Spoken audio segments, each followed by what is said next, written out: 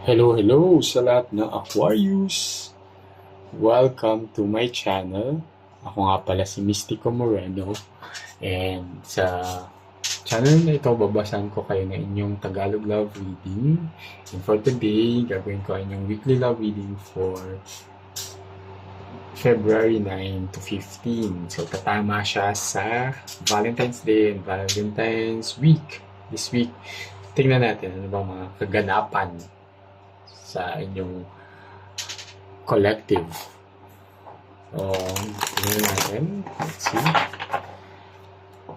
Habang binabalasa ko to, so, gusto ko lang remind sa inyo na, well, I hope na sana mag-resonate ko sa inyo. Pero just a reminder, kung hindi talaga siya mag-resonate, huwag niyong pilitin. Ito ang means na hindi para sa inyo itong reading na ito. Inabangan nyo na lang yung masusunod ko pang love reading. At dahil collective to, it may or may not resonate. So, kung interested kayo to book a personal reading, nasa baba sa description box yung email ko. Okay, second card, since February, cherish every moment. Diba? So, ang sinasabi lang din ito,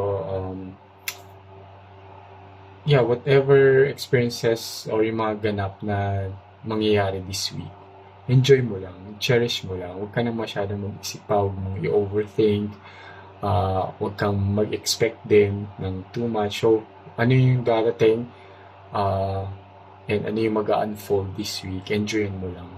Okay? So, let's see ano yung detalye ng reading na ito.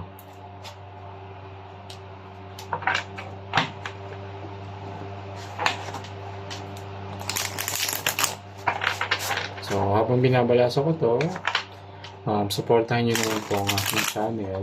Please like this video, share nyo rin sa mga kaya nyo Aquarius para meron din silang guidance, and subscribe naman po kayo sa aking channel para mag-grow siya and para mas makagawa pa ako ng maraming love reading para sa inyo. Okay, comment na rin kayo kung resonate itong reading na ito. Okay? Okay, so second card, Nine of Swords, Two of Pentacles, the Empress, Eight of Cups, King of Swords, Page of Wands, Queen of Wands, and the World. Okay. Sige, ganda ng reading niyo.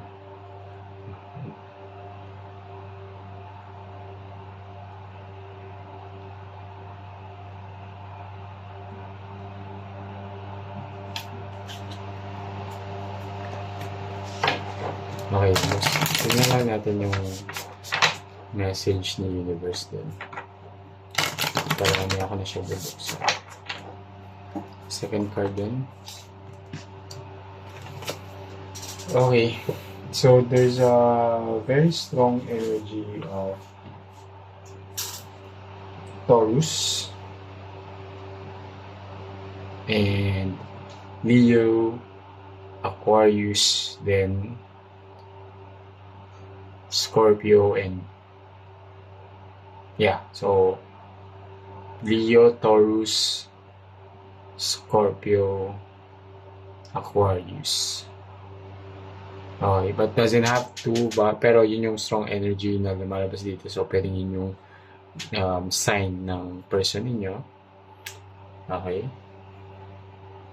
And, sige, nag-start siya sa Nine of Swords, Adventures of the World. Napakaganda ng ending. Okay. So, pwedeng in the recent past, merong,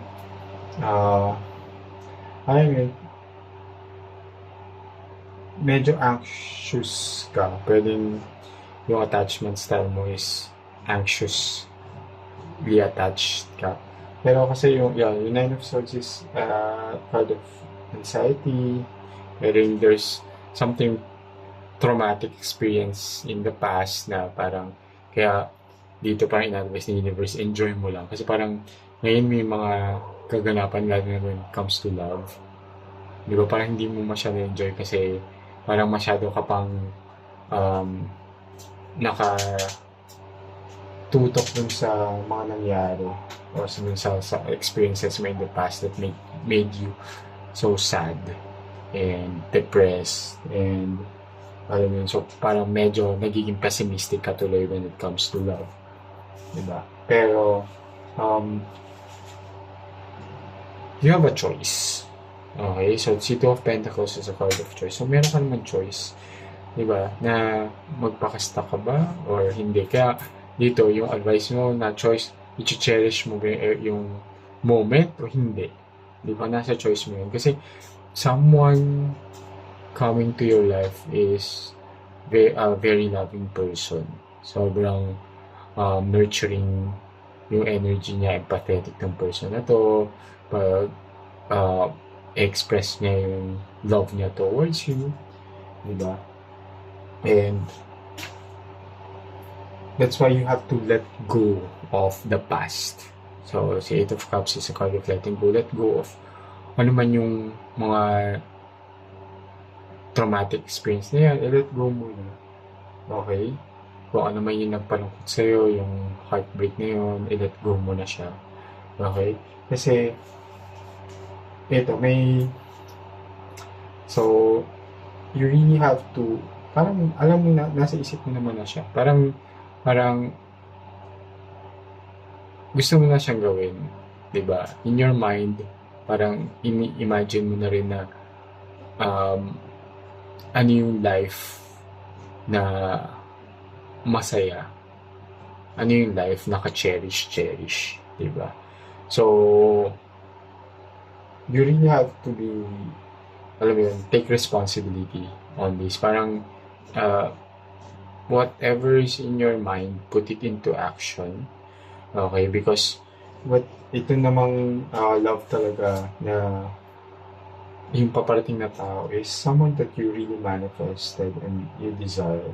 So there's lalo si Page Fond is a card of new beginnings din. So start anew with this person. Liwan mo na yung nakaraan. Diba? You have to responsibility mo yun, hindi responsibility ng iba na kumawala dun sa nakaraan. Diba? Choice mo siya. Okay, choice mo siya. Okay, because from Page of Wands, from Page of Wands, which is a new beginning, it will transition to the Queen of Wands, which is, alam mo yun, sure na tong pag-ibig na to na totoo siya. Kaya, ito talaga yung moment na hinahanap mo. And you really, kaya babalik siya dito, ito yung moment na hinahanap mo and you really have to cherish it. Okay? Because ang ending nito is happiness. It is the world. It's a card of completion, a card of commitment. Alam mo, itong tao na to talaga, ang tao magpapasaya sa iyo. Okay? So, huwag mong hayaan na, huwag mong palampasin tong opportunity na to. Huwag mong hayaan na yung tao na to is mawala dahil nga hindi ka pa healed or hindi mo pa ma-let go yung nakaraan mo. Okay? So, please, kasi ganda ng reading from the sad recent past. Yung ending mo is a happy ending. It's like happily ever after. Diba? Sa mga story, the happily ever after, hindi naman siya agad happily ever after. So, meron pa mga conflict na pagdadaanan yung bida. Pero in the end, it's a happy ending.